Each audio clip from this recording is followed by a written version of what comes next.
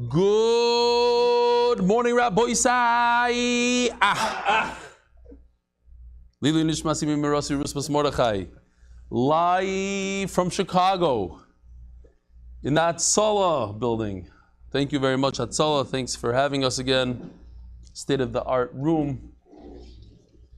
It is about 4:30 in the morning for me, but that's good news. It'll be a lot of mices, a lot of stuff.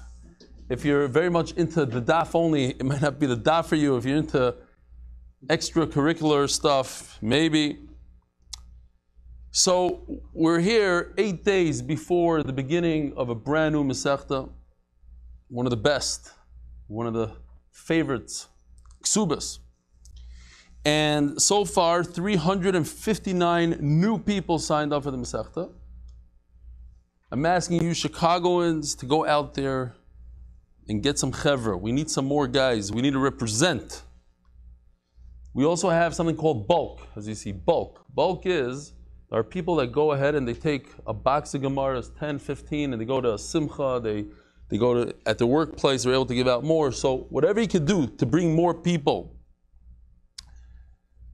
I'll show you a couple of things before we get started here. Spotted in Yerushalayim. This makes us so happy to see these bumper stickers on cars. We're so honored to be part of such an amazing Daf Yomi club. It's better to call it a club, I guess, than a cult. It's all thanks to you. Good Shabbos and have a safe trip. Yosef Sela.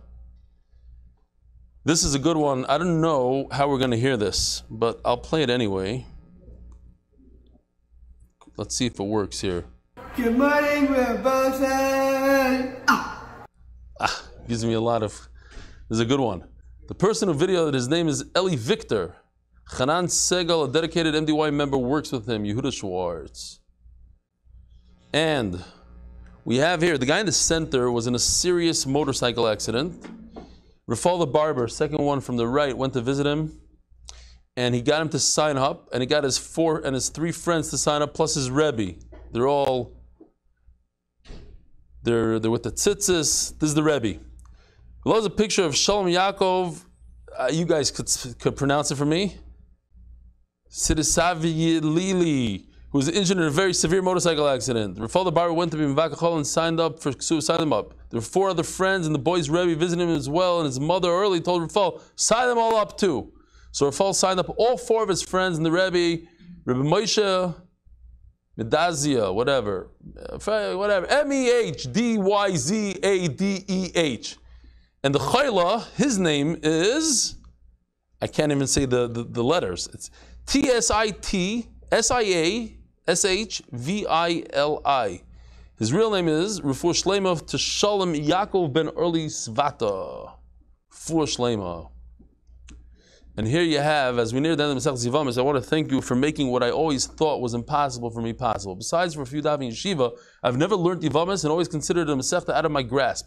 But with your charged and colorful characters, made the Masechta so much easier to comprehend. Experiencing the live share in person was a true highlight of my short trip to Israel, says Shlomi Leitner from London. See attached photo of one of your esteemed Koilel members, Leiby David, caught red-handed learning. Wow, Nebuch. Caught red-handed learning during his nephew's chuppah.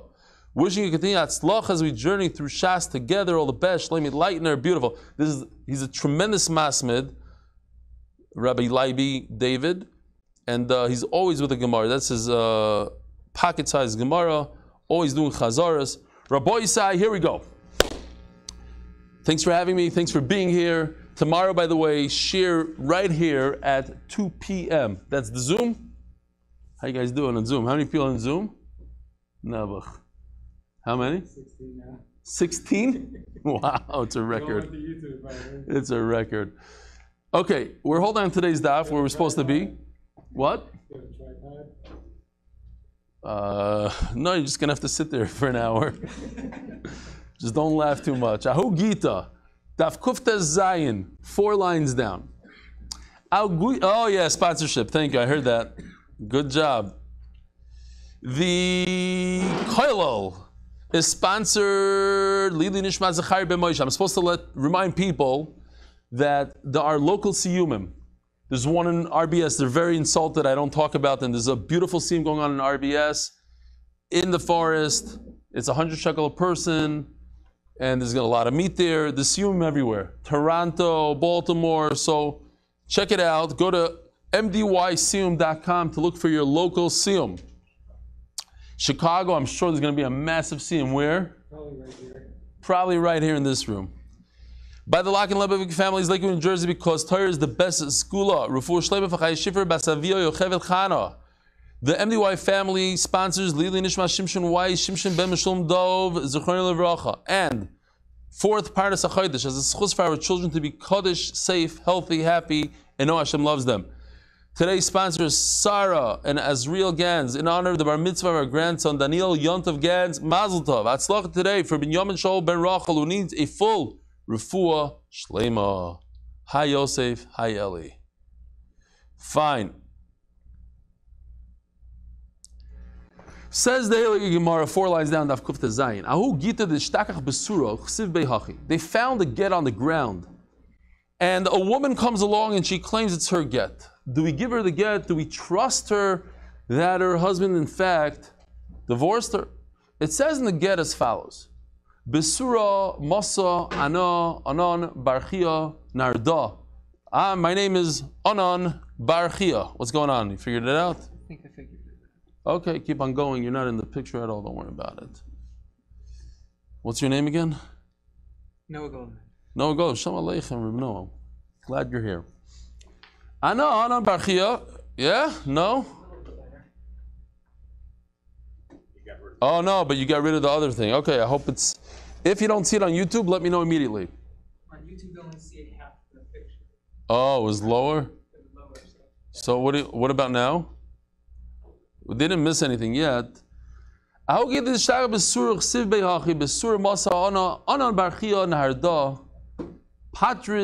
Visarachis Ploinus Intasi. These are words that are actually used in today's get. It's not an exact order. There's another word I believe in between. But the name is an interesting name, Anan Barchia from Naharda. So I just put out a map here. Naharda. It was. She claims she dropped it. She claims she dropped it.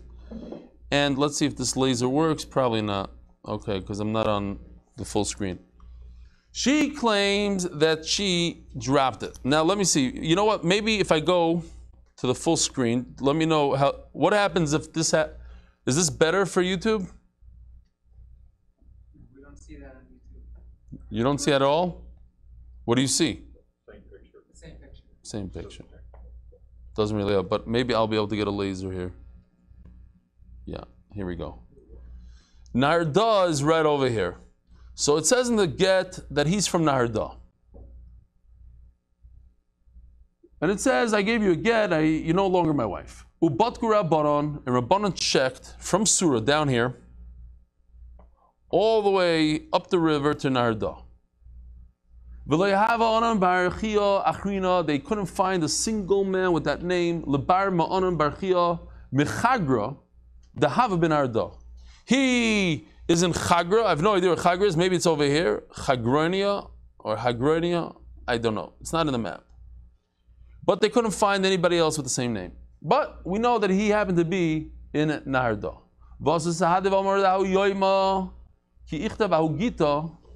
That day, say the Edom, the day that the get was written, so we have witnesses that he in fact was in Naharda. There was a man from Chagra that you found, and he was in Naharda, so everything kind of lines up. Now we had a machlokes yesterday. Do we have to be concerned that somebody has the same name, the same city with the same name? Machlokes. So Abai says, even according to me, that I say that we have to be concerned, we have to be chayshish, maybe there's somebody with the same name. Hacha loy chayshinon.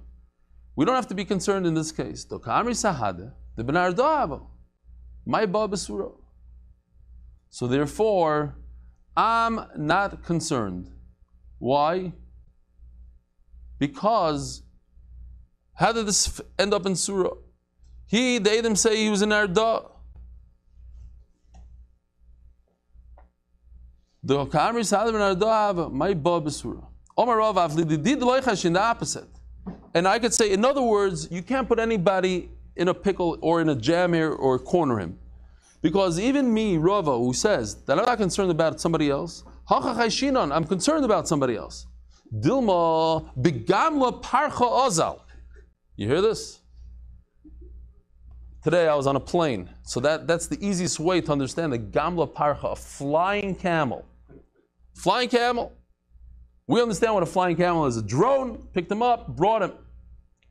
In other words, just because we have Adam that he was here, not over here, how do you know? Maybe he was able to get there really quickly. Now, I asked our in-house artist to draw this for me, and he actually drew us a picture for us. Here it is. I think it's pretty cool. Oh man, here we go. Here's Potato Head on a Gamla Parcha. Fine. He has a remote control, controlling the Gamel. Like a joystick. He goes like this. But very, very interesting that the Svarim Agdoishim say, okay, that's on the next thing. But okay, fine. We'll go to the next one. It's the same, basically, same kind of idea. Inami bikfitza. Or, huh? There's a delay.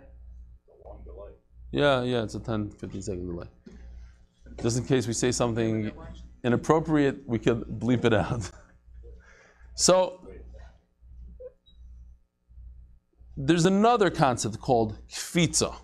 Some learn that it's a fast kind of running, but others, Rashi brings that it's Hashem Hashem, Hashem Mefarish. If you know a certain way to say Hashem's name, you could bring yourself to different places instantaneously.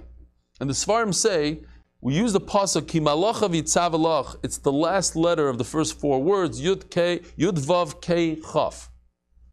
So then you would say, okay, so I don't need to buy a Tesla. Anytime I need to get somewhere, you say this Shem Hashem and poof. Well, the problem is that even if you know how to do it, you could perhaps get stuck there. And that could be dangerous. If you don't know how to get out of it, you get stuck there. So I said this story before, it's a Ben Yehoyada. Ben Yehoyada says, and last night I mentioned to remember the name Avu de Shmuel. It's 7 lines from the bottom of Kuftes Vavam and Beis. Shmuel's father. Shmuel was Galadar to go with Rav. We discuss if he's not as great as Rav, but he always argues with Rav. But Shmuel's father is always known as the father of Shmuel. He doesn't have his own name. He's known as So the Ben Yehoyada says a very interesting story that happened to Shmuel's father. Shmuel's father was on a business trip far away. And a non-Jew approached him, a woman, and she said, I want to be with you. So he said, what do you mean? So she said, I saw in a dream, I saw with the stars, she was a stargazer, that you, the father Shmuel, you're going to have the greatest human being alive tonight. So he says, tonight, but he's like 1,000 miles away from home. So he took her advice, and he said Hashem Hashem. He said whatever, I don't know what he said. And he ended up, this is the Ben Yehoyada, and he ended up in his house, but he couldn't say a single word. Because if he'd say a single word, it would break the Shem and he'd be stuck there. And he had his whole business back, who knows where. This is Ben Yehoyada saying. And then, sure enough, he flew back to wherever he was, and then people said that his wife was Mizana because the husband wasn't there. Out came Shmuel. Fine. But there is a concept of kfitza with Shem Hashem. In other words, just because you have an Adam that somebody was in this city on Tuesday doesn't mean that he couldn't have been in another city on the same day. Inami mili masar. Or maybe he just told the Adam to write a shtar. Okay, so they were in a different city. Who says he has to be with them when he tells it to them, when they write it? Like Rav would tell his Sofer, this was a known thing to do. If you happen to be in a city, Shile, then write that you were in Shile. Even though you were told to write a get, you were ordered to write a get in a different city called Hine, you need to write Shile. So over here also, we don't care where the guy was. Yes, there's Edom using the Harda, but if you're in Surah, you write Surah. And if you're in the other city called Hine, and you were asked to write it in Hine, even though, I'm sorry, you were asked to write it in Shile, but you're in Hine, you write Hine. The kids, so you write it wherever the Edom are, that's what they write. They don't write where the husband asked them to write the get. They don't say, oh, I was asked in Chicago. If the Edom are in New York, they're going to write New York. It has nothing to do with where they were requested to write the get. Says the Gemara, the Gemara is very busy with the sesame seeds. But what are we going to do with the sesame seeds? What happened with the sesame seeds yesterday? Somebody deposited sesame seeds by his friend. So he is the shomer. There's a mafkid and a shomer. Ruvain gives sesame seeds to Shimon, says, please watch my sesame seeds. He comes back to pick up the sesame seeds. Says, Shimon, what do you mean? What are you doing here? You already took them back yesterday. He says, what are you talking about? I left them by you. Big fight. Says Shimon, says Reuben, I could prove to you that I left them by you. Let's go to your garage right now and let's measure how many sesame seeds you have. I'm going to tell you it's 173 pounds and it's in X amount of barrels. They go to the garage and it's exactly the same that Reuben said. Is that enough or not? So one svara is, well, maybe he guessed right. The other, no, he has a great simon. So what do? Says the Gemara, what's the psak? Rav Yemar Omar loy chayshinon. We're not concerned that maybe he emptied it out. In other words, Reuven is right. Ravina Omar chayshinon. We're concerned that maybe he took his sesames back and he just happened to guess the right weight. The hilchas chayshinon, and therefore the shomer gets to keep the sesames. Says the Gemara, if there was a fight between the husband and wife, so then she loses her nemanas. Maybe she's lying.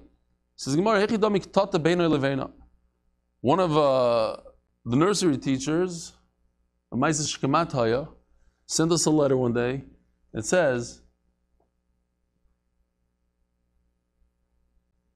if you don't believe everything that your son comes back from school and tells you about what I did to him in school, then I won't believe everything your son tells me that happens in your house. I'll go upon him. There's a big fight, major fight going on. What was the fight? Says the Gemara,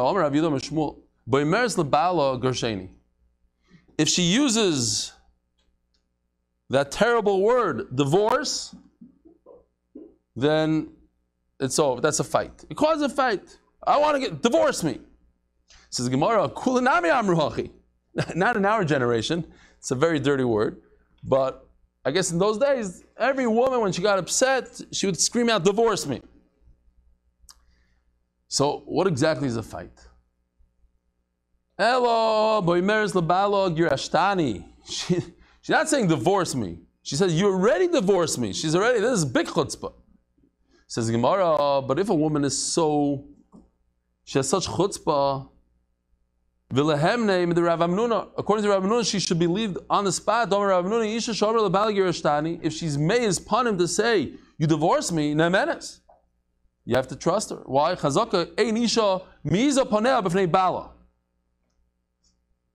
certain chazaka. A woman can't look directly in her husband's face and say, hey, you divorced me. If she's saying that, then obviously she's saying the truth. There's certain human nature. A woman, as upset as she is, she won't have the audacity to look at her husband in the face and say that. Yeah? I don't know. Maybe I was tired, maybe I wasn't, but I was on the plane and I thought about this joke and I started laughing to myself.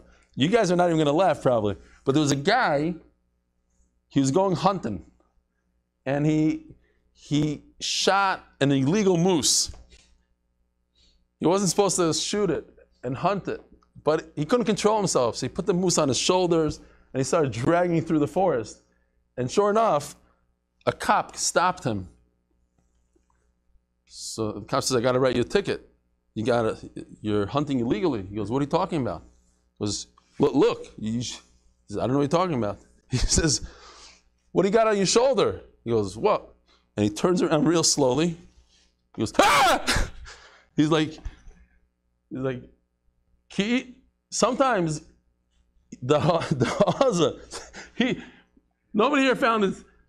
You have 1,000-pound moose on your back, and you have the audacity to pretend that you don't even know it's on your back. Some people have that chutzpah. Okay, she's married to this guy for 20 years, and she says, you divorced me. Some people have the chutzpah, but it's not a normal thing to, says the Gemara. Says Gemara, what happened is, she said, you divorced me in front of so-and-so. So she doesn't have the nemanis now. Why? She made up 2 witnesses. We go ask the witnesses and they say, no, never happened. Says the Gemara, my time at diktata. Why does she lose her nemanis? Why don't we believe her? Rav Chanina Amar Mishum de Mishakra. 2 reasons. Either because if she's fighting with her husband, she'll lie. Rav Shimi bar Ashi Amar, where's Simi? He's a wedding. Okay, we miss you, Simi. Rav Shimi bar Ashi Amar Mishum de Amra Bididami. So going back, we had this svara the other day, the svara of Bididami. People assume things. Especially when they're really upset at their husband, they're going to assume things. They're going to wish for certain things. Yeah? There's always this this guy that gives a lot of lectures. He said that after he speaks, people come over to him and they say, so why did you say this and this? And he's like, I never said it. You wanted to hear it maybe. You wanted to, sometimes people put things in their head. They anticipate you're going to say something, so they think you said it. Oh, it's Gary Ben Moshe. Gary, I'm in the middle of the shir, but we're having a little bit of an issue that I couldn't fill up the screen. If you could tell me in 10 seconds how to do it, the PowerPoint was taking up the whole screen. I couldn't get into the corner. Unbelievable. He's going to go onto the computer and fix it remotely. That's what we need. Okay, let's see him do it. And we can continue right there. So, Rav Chanina Amar Mishum de Mishakro, Rav Shimon bar Ashi Mishum de Amra Bididami. So this woman is so upset at her husband, and she sees that there's a war, there's a this, there's a that, whatever it is, whatever the situation, she anticipates his death. She can't wait. She wow, Baruch Hashem, he's dead.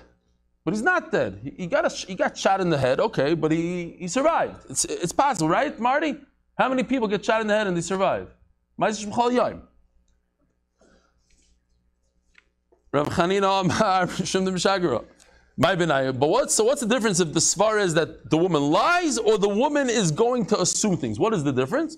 We're going to have to come up with a case that there is a difference. That he started the fight. Says Taisvis.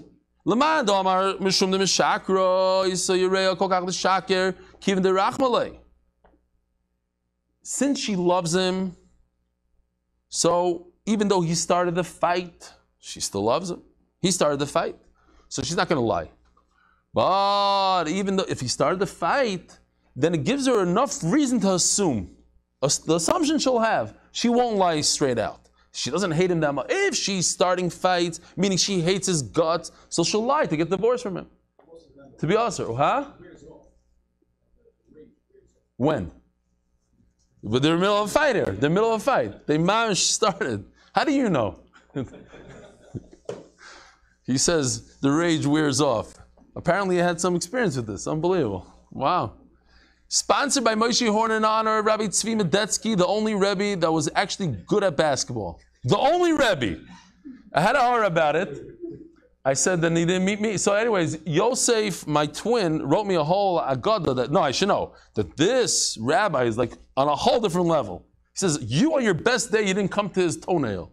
It's possible. But he says, the only one that's actually good. Okay. Sponsored by Nasano, Latzlocha Ruchni and Gashmi, for Murad Nakash, for introducing me to MDY. Yeah, not anymore. That's it. Oh, here he is. Ibarlu, Eidechot B'Ktatamau. Now, when there's a fight, we said that she's not trusted. But what about him? What about the aid? There's a witness that says he's dead, but there was a fight between the couple. Does the fight ruin the testimony of the aid? Why should it ruin? Says the Gemara, my time of day dechad me'eman. Why in all of the Torah we need two aidim? Why over here is it different? We trust a single aid when it comes to being matter this woman. Because something that he could get stuck with and people could find out the truth eventually and he'll look like a fool, he's going to be very careful. So over here there's no reason for him to lie because people are going to find out you have the same svara.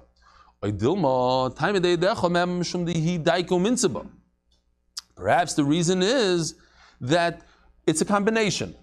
We're using the Eidechad, he's very careful, but the main reason is because the woman is going to look into it further and she's not going to get married until she knows 100% that her husband is dead. But v'hacha kivin islay ktata le'daiko mitzvah.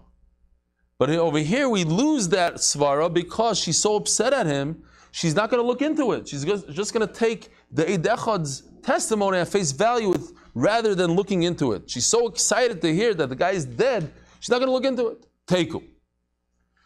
Rabbi Yehuda, she has to show up with her disheveled clothing, and then only then we believe her. It doesn't make sense. So, according to one pshat, if a person walks around disheveled all day long, or a pikachas, but the pshat that I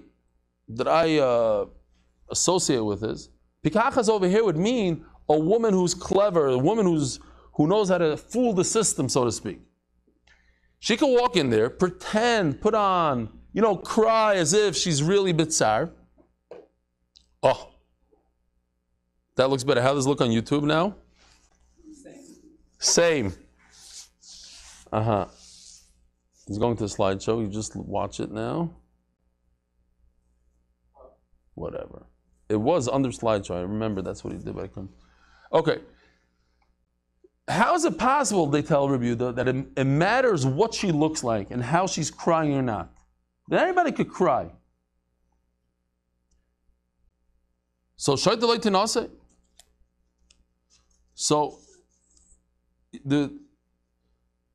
sometimes, I'm not a big advocate of this, but sometimes people that are tmimizdik, they always do, so they lose out. Like the Rosh Yeshiva used to say, he said, if a bacher goes through high school and never gets thrown out, then goes through base measuring and never gets thrown out, he needs a psychiatrist.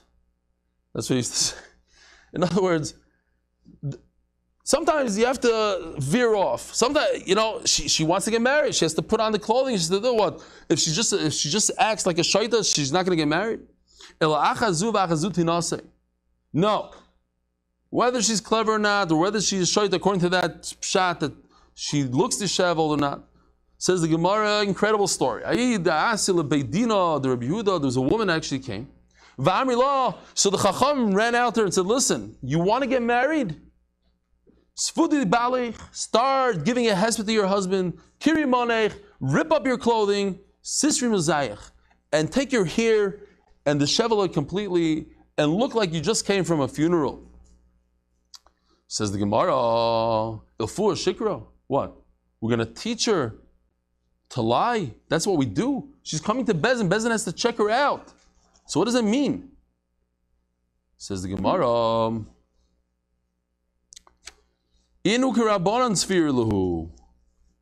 they're mechulek Rabbi Yehuda. So what happened was, Rabbi Yehuda is a single shita. The rabbim hold, you don't have to look like a disheveled person. So they wanted to help her out. They said, listen, you're in the bezin of Rabbi Yehuda.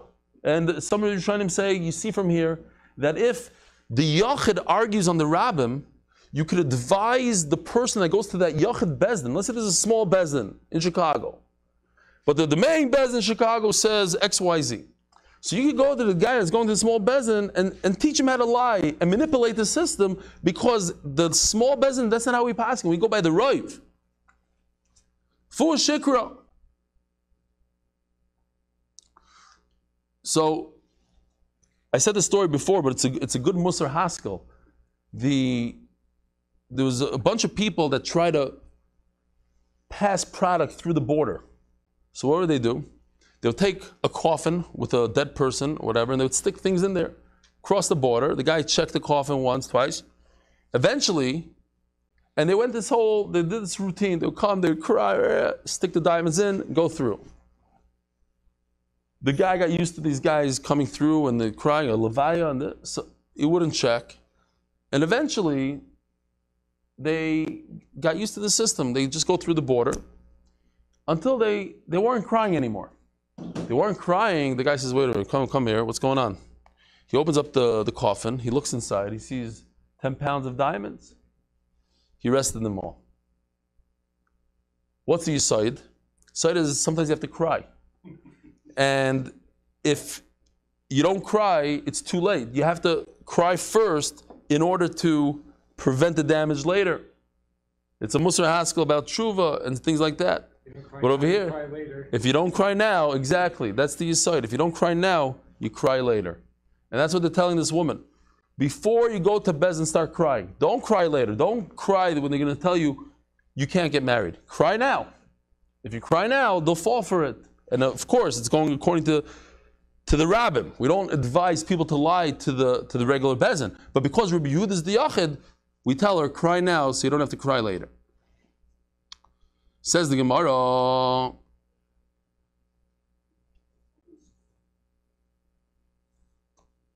there's a story in Reb Zilberstein's Sefer. Actually, no, Reb Nachman Seltzer says the story. Reb Nachman Seltzer. He says, I don't know, but Reb Nachman told me that every one of his stories, he corroborates it, he calls them up, and this and that. So I'm assuming that there's a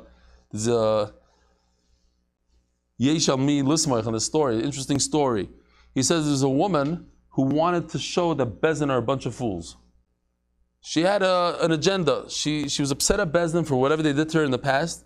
So she came up with a story. She came to Bezdin, she said, I'm an aguna. My husband ran away, he's not giving me a get. And she dressed up and she put on a whole show. She cried and she begged them. That day, her husband died. Her real husband died. In other words, she was trying to make a mockery out of the Bezdin. She got paid back. She, in fact, didn't need to come onto the Bezdin. Her husband died. Fine. Usually I don't like to say over stories like that, but Nachman Seltzer says it, so it's real. It's true. Says the Gemara, Alfu Shikra Inukra Abundance Filu Amris. They told her, Tabid Hochi Keheche Delis Shario. The official Mishnah is sponsored Lili Nishmas Reb Meir Yechiel ben Reb Avram Zechron Levracha. My eyes are literally, it's hard for me to read. I'm seeing like things are flying. We'll get there. Says Beisilo Imrim, Leishomanu Ela Beba Min HaKotzer. Incredible. And we're going to see. There was a story, as the Gemara is going to tell us, there was a story that happened that a flask of paraduma ashes became tamei on the Jordan River. And Chachamim made a takana and exera that if you ever go on a boat on the Jordan River, on the Jordan River, it's a problem. But it makes no sense. Any river, like you said, anyway. No, only on a boat, only in the Jordan River. Why? Because that's how the story happened. You see, a big yisaid about gzeira. Sometimes gzeira is to prevent people from doing something. Sometimes it's just to commemorate a certain story that happened. It's not to prevent other people. So, Beis Hillel are saying, Lo yishamanu ela beba min hakotzer. Because of a situation that happened, and it happened in the Kotzer. Now, we have to take note that Beis Hillel are not saying, in this particular case, they're not saying Kotzer means when they harvested the wheat. And that's when the story happened. We're going to see a snake came, killed the husband when he's harvesting wheat. But no, that far they're not going to go. It's harvesting anything. There's one point that they make here. Lo shamanu, the story, because the story happened, ba min hakatzer. Uba'is Medina. This is the point. Rabbi said this is the point. Ba'is Medina. It has to be the same country. Ukemaisa shahaya. Because this gzera, this idea that we trust a woman to say that her husband died, it must be that she's in that same country as the death happened. Not that she came from Israel and said, my husband died in Israel, and here I am in Chicago. That doesn't work. But forget about the fact that it's kotzer, not kotzer. Everybody agrees that it doesn't have to be in a certain field. It could also be in your vineyard, it could be in your olive orchard. Omer lem beishamai achas haba min hakotzer. It doesn't matter. Even if it comes from the kotzer, I want to look something up because I wrote something down here and I forgot it. Hold on. It wasn't a plan. I don't do this, but it's special. Hold on. Oh.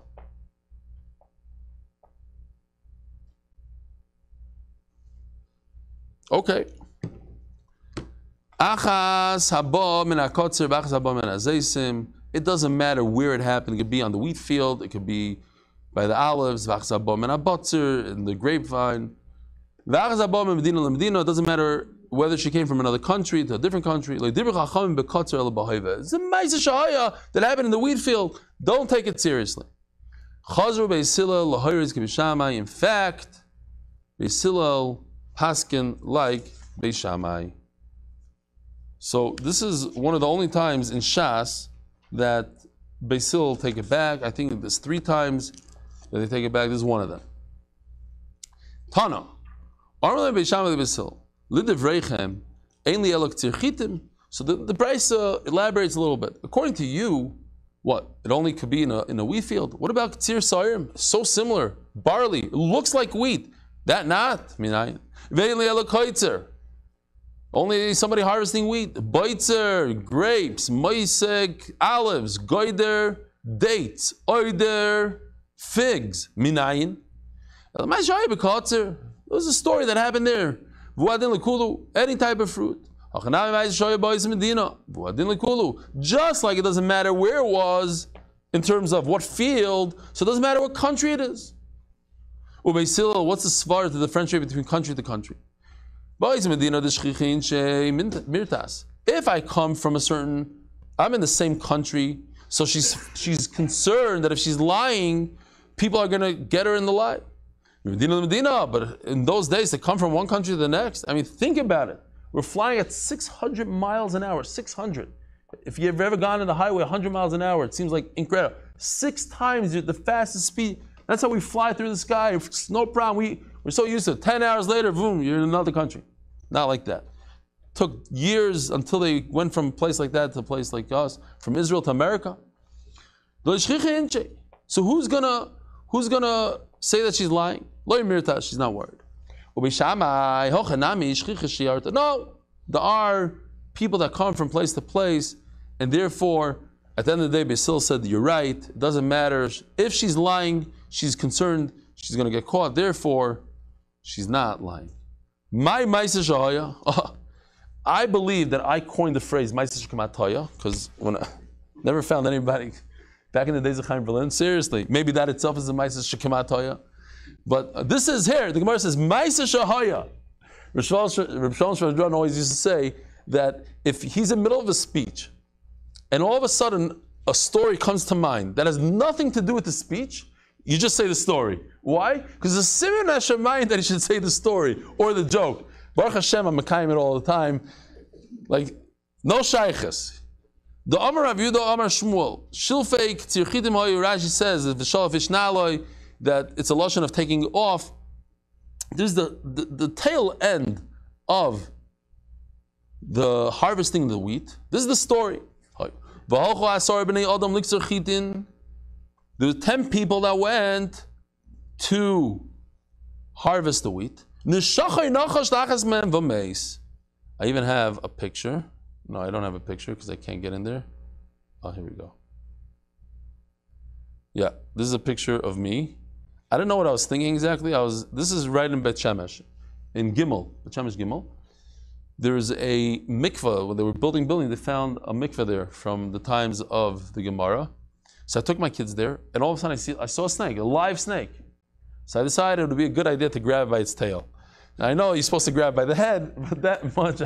So I grabbed it by the tail. Then they told me it's the most poisonous snake in it. No, they didn't tell me that. Whatever, it was a live snake. So on the Neshachai Nachash, I said the story, we've got to repeat the stories. Tell me I heard you saying that you remember the story. I'm repeating stories. Tell me if you remember this one. There's a guy from Kiryat Sefer that was called in to trap a snake. We have it in our neighborhood also. Sometimes the snakes come through the neighborhood. You call a special snake trapper. They come, they grab the snake, put it away. It was Erev Shabbos, and he realized he doesn't have a cage for the snake. So he decided he took the snake, put it in his car, closed the door. Figured, once the Shabbos will come, take the car. Friday night, knock on the door. Police. No, the police. They said, listen, Muhammad stole your car, and he's now in the hospital, and we need to know what kind of snake was in your car, because he sat down and some snake bit him and he's about to die. Serious story, Ma'aseh Shaya. So he had to give them the name of the snake so they had the right antidote.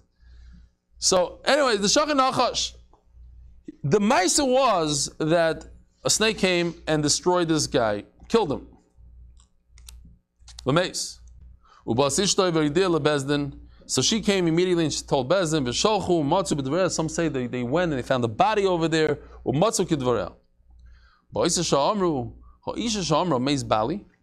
If a woman says, my husband died, tinase. That's where we came up with this whole thing, that she has nemanas, because look, they corroborated her story and she was not lying. Misbali, and in addition, and we'll see Allah is based on this, she's permitted to her Eishesach. To Neishesach. She's the Eishesach. Her Yavam is permitted to her based on her testimony. So,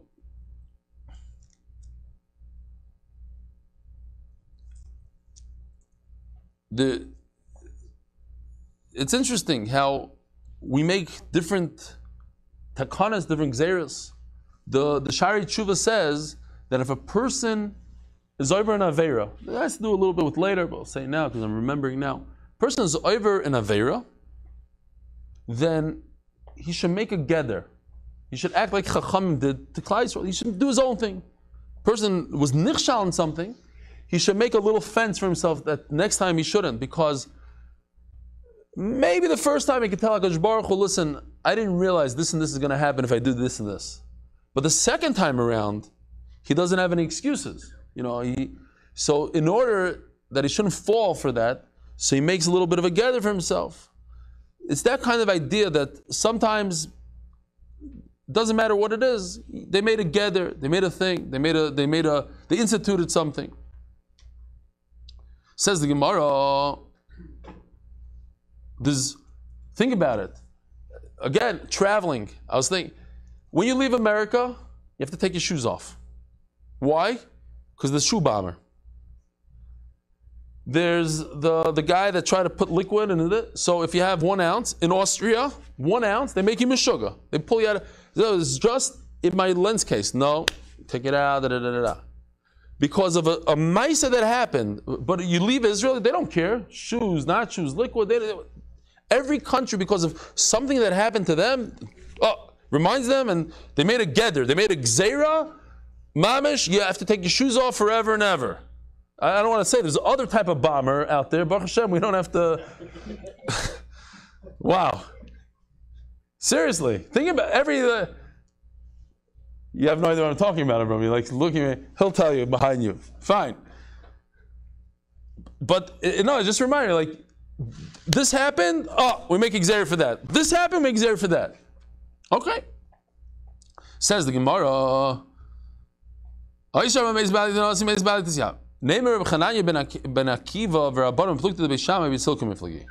Perhaps it's the same machlokes, similar machlokes. The Sanya, lo yisa adam mei chatos ve'ever chatos v'avir b'yardenu b'sfina. Here, I actually have a picture of missed that. Here we go. No, here. This is on the Jordan River.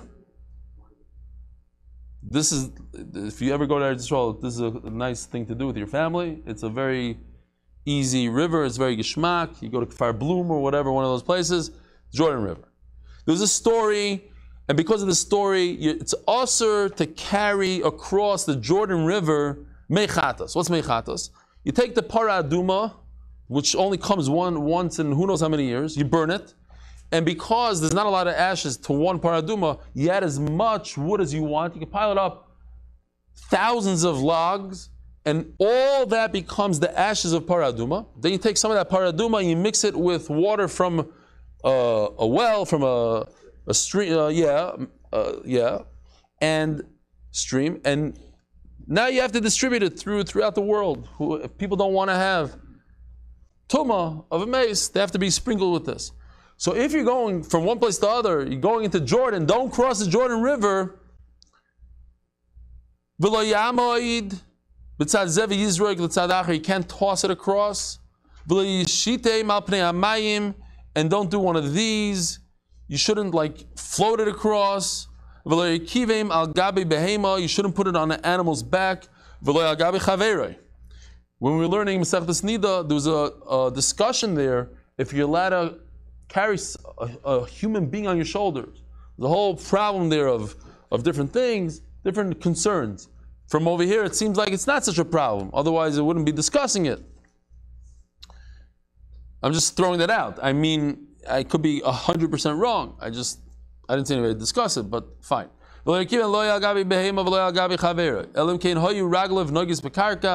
Unless his feet are actually touching the ground, because if it's touching the ground, then it's not similar to the story that happened. Why? Because the story that happened was on a boat. And a boat floats across the water. So throwing across is like floating across. All these things are like floating on top of the water, but if you're touching the ground, it's not how the story happened, then there's no gzeira. Al-Mavir Malagesher, you can go across a bridge. It's all rivers. Not true. It's only the Jordan River. And it's only in a boat. And it has to be exactly like the story that happened. So this is not a kavi, it's a kiva. So it mimics our machlokes between Bisham and Basil. Is it exactly the story that has to be in a wheat field and has to be in the same country? Says the Gemara, Atkan, no. When there's a question, is she lying or not lying? She has fear, no fear. If she's in the same country, in a close place, so people could corroborate her story or not. She's not worried that somebody's going to come and claim that she's lying. Give me one svara to differentiate between two different rivers. In other words, I can't put anybody in a corner. I can't prove anything. I know the army after Bishamai. I don't argue. I could say like Rabbi Shammai. I can like Rabbi Shammai. When you have a woman, in addition to everything else, she is not going to lie. She's going to look into it very deeply. When she goes and she does her research, it doesn't matter if the person is far away or close. So again, here you see this idea that Chachamim made a gzeira, a very specific gzeira. It almost doesn't make sense to us. Why the gzeira? A lot of times we have questions. Why did Chachamim say you can't do muktzah and this and this and that? Over here you have a situation that makes you wonder, what's up with the gzeira? Chachamim said gzeira. You cannot take a bottle of paradum ashes and cross the Jordan River. Why the Jordan River? There's no svara. There's no logic. It doesn't have to have logic. That's what happened there, and that's it. I'm not saying like a mashal to shoes in America, to compare the two. But there's a certain, in this situation, there was a story, they had to commemorate that story, they had to remind people this is what happened. and therefore it's only in the Jordan River. In other words, what I'm trying to say is, sometimes you have a problem with the Gzeira. You should know that sometimes the Gzeira doesn't have to make sense. It's even when it doesn't make sense, they'll make a Gzeira.